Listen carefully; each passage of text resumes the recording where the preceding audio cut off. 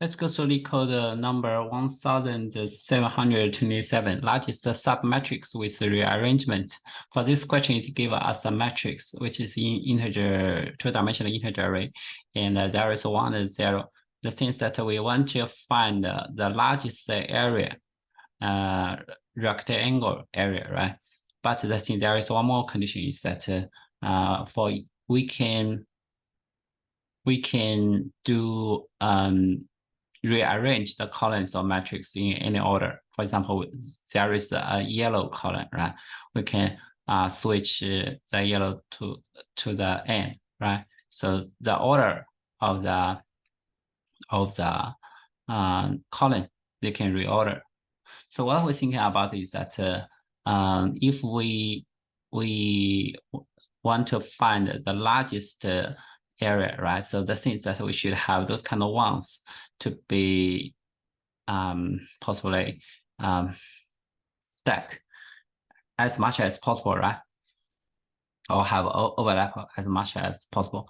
So what we're thinking about is that we still consider line by line, right? So there is 1, 0, 0, 1, right? So for this kind of first row, right, we can calculate its maximal area.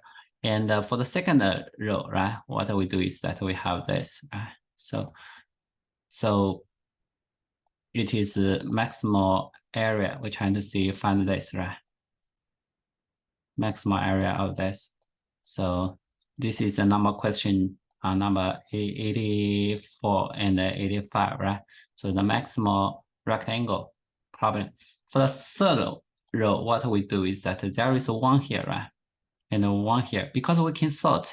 So what about in order, we will find that in order we have a largest area, it's better we move these kind of rows to here, right?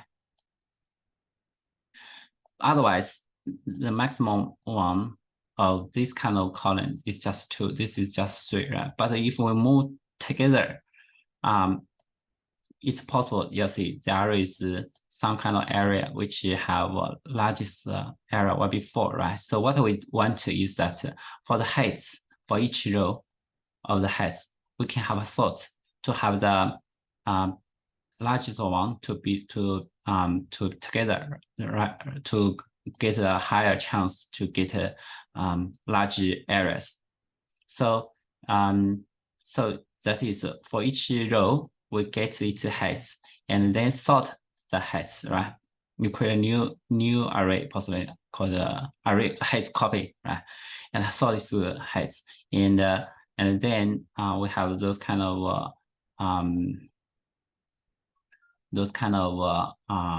rectangles. We can find its largest area, right? So using stack, right? Stack, add 1 more index at the bottom, at the end, and then 1 more height, for example, -1 at the beginning, and then 1 at the end, right? So after this analysis, we can write code for this.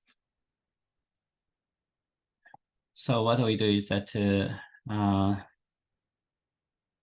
let's get its in the M equals matrix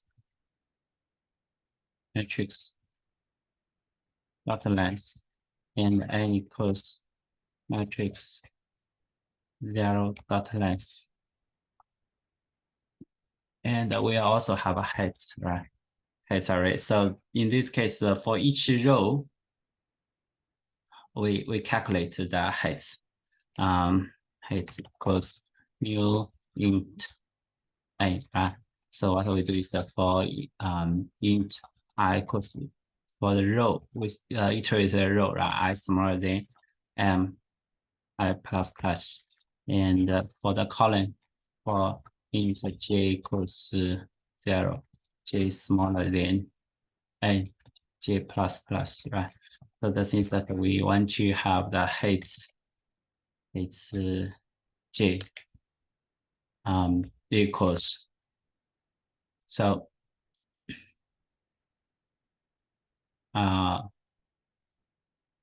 so we can have matrix 0 ij, right? Max ij If this is 0, will be 0, right? So we can have times. If it is because it will be either 0 or 1, right? So will be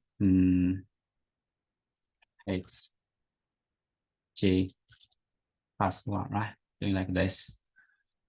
Then for each row, what we do is that we have a copy, copy so that because we don't want to change this kind of height. This will be used for the next row to calculate.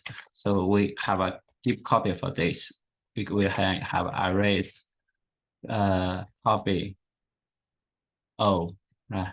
Heights, and we can sort this arrays sort array, and doing like result equals, let's have a result int result equals to 0, right? Result equals max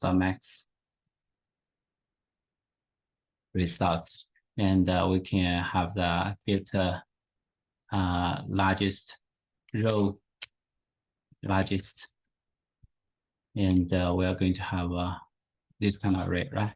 In the end, we just return result, and we are going to have a function called get row largest, and we are going to have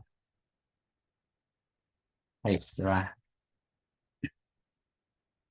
So what we do is that we have a stack integer stack plus new stack, okay, and int n equals heights dot length, and we'll have a result equals to 0, okay.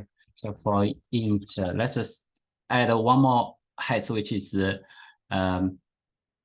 height -1 at the front, and so let's set int I equals -1, I smaller than n plus 1, right?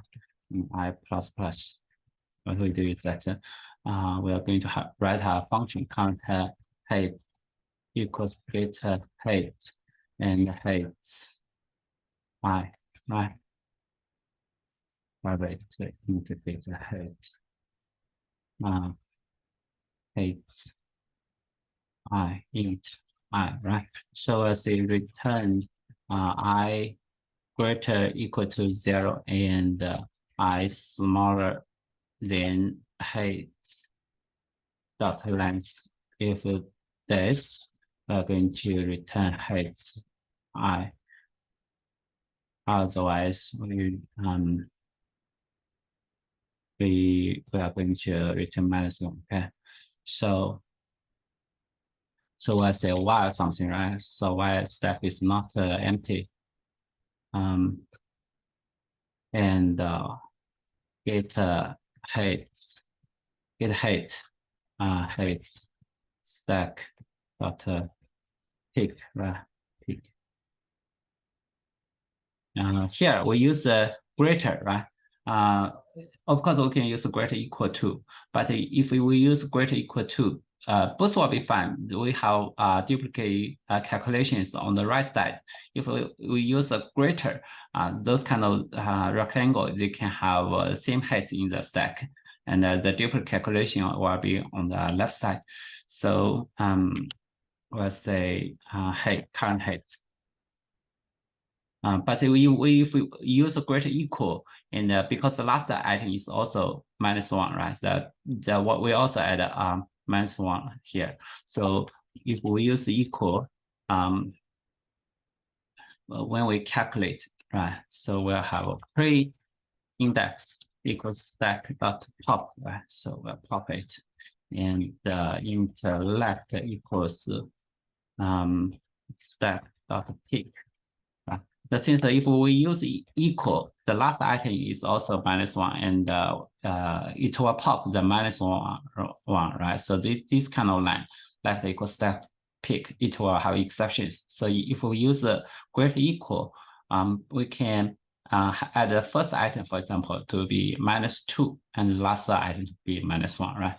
So right will be I, right? So we'll have int height equals get height and pre-index, right? This is pre-index, and also we have result equals max result height multiplied by right minus left minus 1, right? And then in the end, we need to push, right? Push stack, push this kind of I, and in the end we return the result.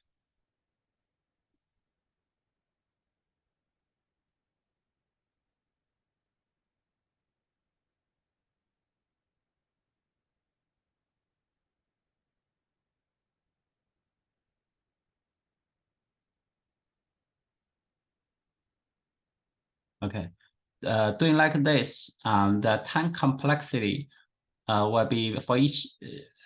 It will be, for example, there are for loop for mn, right? But for each row there is a log n n log n, right? Sorting as well. So this is